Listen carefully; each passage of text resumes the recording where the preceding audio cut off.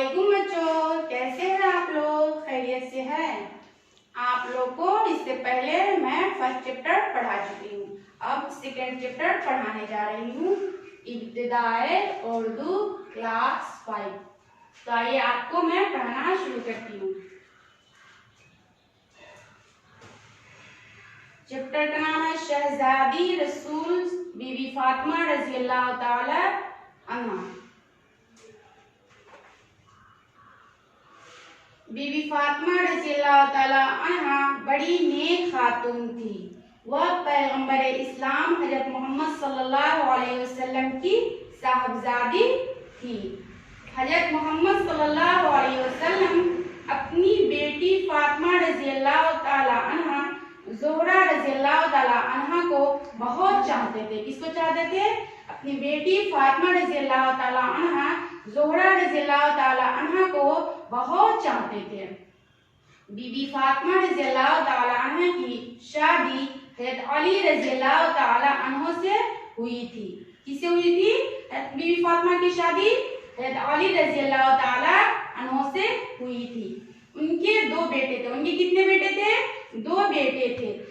हज़रत इमाम हसन रज़ी अल्लाह ताला अन्हो और हज़रत इमाम हुसैन रज़ी अल्लाह ताला अन्हो थे। हज़रत ज़ैनब रज़ी अल्लाह ताला अन्हो बीबी फातिमा की बेटी थी। किसकी बेटी थी? ज़ैनब बीबी फातिमा की बेटी थी।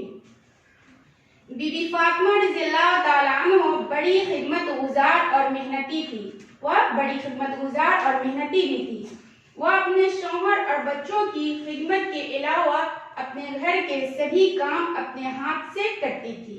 खाना पकाती, बर्तनें साफ करती, झाड़ू लगाती, गला साफ करती और अपने ही हाथों से चक्की से आटा पीसा करती। उसकी वजह से उनके हाथों में गट्टे पड़ गए थे। मतलब उसके हाथों में क्या हुआ था? उसके हाथों में निशान पड़ गए थे। सभी काम वो क्या करती थी? घर का काम भी करती थी और उससे गल्ला भी साफ करती थी और चक्की से आटा भी पीसा करती थी। इसकी वजह से क्या हुआ था? उसके हाथों में निशान पड़ गए थे। उनकी जिंदगी बड़ी तकलीफ और परेशानी से बसर हुई थी। उनकी जिंदगी बड़ी तकलीफ और परेशानी से बसर हुई थी। उन्होंने कभी दौलत की ख्वाहिश नहीं की। घर में खाना न होता तो वो फाका कर लेती, मतलब भूखे रह जाती। कभी घर में खाना ना होता तो भूखे रह जाती, लेकिन किसी को भंग पड़ने पाती कि आज रसूलुल्लाह सल्लल्लाहु अलैहि वसल्लम की बेटी के घर में फाका है। मतलब वो किसी को भनक नहीं देती, किसी को पड़ोस में भी उनको किसी को खबर नहीं होने देती कि आज रसूलुल्लाह सल्लल्लाहु अलैहि वसल्लम की बेटी भूखे है। ऐसे हालत में भी अगर उन्हें कभी मौका मिलता तो वह गरीबों की भी मदद क्या करती थी। ऐसी हालत थी फिर भी वह क्या करती थी? कभी कभी गरीबों की मदद क्या करती थी। कई बार ऐसा भी हुआ कि वह और उनके बच्चे फाके से हैं। क्या? वह और उनके बच्चे फाके से मतलब भूखे हैं। कहीं से खाने का कुछ सामान मुहैया हुआ, लेकिन उसी वक्त किसी गरीब या मुसाफिर ने खाने का सवाल कर दिया। बीबी फातिमा रज़ी अल्लाह ताला अन्हा ने खाना उस गरीब के हवाले कर दिया। किसके हवाले कर दिया? अगर किसी वक्त उनके सामने खाना मुहैया होता, अगर उसी वक्त उसके सामने कोई मांगने आ जाता तो वो अपने खाने को क्या करती? मांगने वाले को गरीब के हवाले कर दिया करती थी और खुद अपने बच्चों के साथ फाका करती रही और उसी तरह अपने बच्चे को भूखे रखती और खुद भूखे रह जाती। हज़रत मोहम्मद सल्लल्लाहु अलैहि वसल्लम अपनी बेटी का बहुत ख्याल रखते थे। हज़रत मोहम्मद सल्लल्लाहु अलैहि वसल्लम अपनी बेटी का बहुत ज्यादा ख्याल रखते थे। जब कभी फातिमा रज़ी अल्लाह ताला अन्हा अपने वालिद मोहतरम सरवरे कायनात हज़रत मोहम्मद सल्लल्लाहु अलैहि वसल्लम से मिलने के लिए आती थी, हुजूर अकरम उठकर खड़े हो जाते। जब देखते हुजूर सल्लल्लाहु अलैहि वसल्लम अपनी बेटी को आने की आवाज सुनते तो क्या करते? वो उठकर खड़े हो जाते अपनी बेटी की इयादत करने के लिए और अपनी चादर बिछाकर बीबी फातिमा रज़ी अल्लाह ताला अन्हा को बैठाते थे। उससे अंदाजा लगाया जा सकता है कि बीबी फातिमा रज़ी अल्लाह ताला अन्हा का मर्तबा कितना बुलंद है। इस बात से आपको बखूबी अंदाजा लगा लीजिए कि बीबी फातिमा रज़ी अल्लाह ताला अन्हा को मोहम्मद सल्लल्लाहु अलैहि वसल्लम से कितना मोहब्बत था, मतलब उसको कितना मर्तबा और इज्जत देते थे। हजरत मोहम्मद सल्लल्लाहु अलैहि वसल्लम को अपनी बेटी फातिमा रज़ियल्लाहु ताला अन्हा बहुत चाहती थी, मतलब बहुत उसको चाहते थे। बीबी फातिमा रज़ियल्लाहु ताला अन्हा से मिलने के लिए अरब की बहुत सी औरतें आती रहती थी। बीबी फातिमा रज़ियल्लाहु ताला अन्हा उन औरतों को ईमानदारी, खिदमतगुजारी और सभी से मोहब्बत भरे बर्ताव की तालीम देती थी। क्या करती थी? सभी से नरमी से और मोहब्बत से उनको क्या करती थी? तालीम देती थी। ऐसे अजीमुल मर्तबत बाप की बेटी होने के बावजूद उनके एहसार और कुर्बानी ने लोगों के दिलों को मोह लिया था। क्या क्या था? लोगों के दिलों को मोह लिया था। सब उनकी इज्जत और एहतराम करते थे। सब उनकी क्या करते थे? इज्जत और एहतराम करते थे। बहुत सी औरतें अपनी मुसीबत और परेशानी के वक्त भी उनसे मदद मांगने और मशवरा लेने के लिए आती थी। बीबी फातिमा रज़ियल्लाहु ताला अन्हा उन्हें कभी मायूस ना करती थी। क्या करती थी? कभी भी कोई मशवरा लेने आती या कुछ पूछने आते तो क्या करती थी? उनको कभी मायूस नहीं करती थी।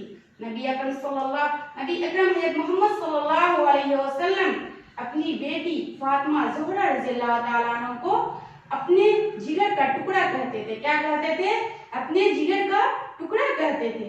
बीबी फातिमा रज़ियल्लाहु ताला अन्हा ने भी अपने अमल से साबित कर दिया था कि वह हर तरह से उसकी मुस्तहिक हैं। क्या है? हर अमल से वह साबित कर दिया था कि हर तरह से उसकी मुस्तहिक हैं। बीबी फातिमा रज़ियल्लाहु ताला अन्हा की जिंदगी से औरतों और लड़कियों को नसीहत मिलती है। उन्हीं की जिंदगी से औरतों और लड़कियों को क्या होती है? नसीहत मिलती है।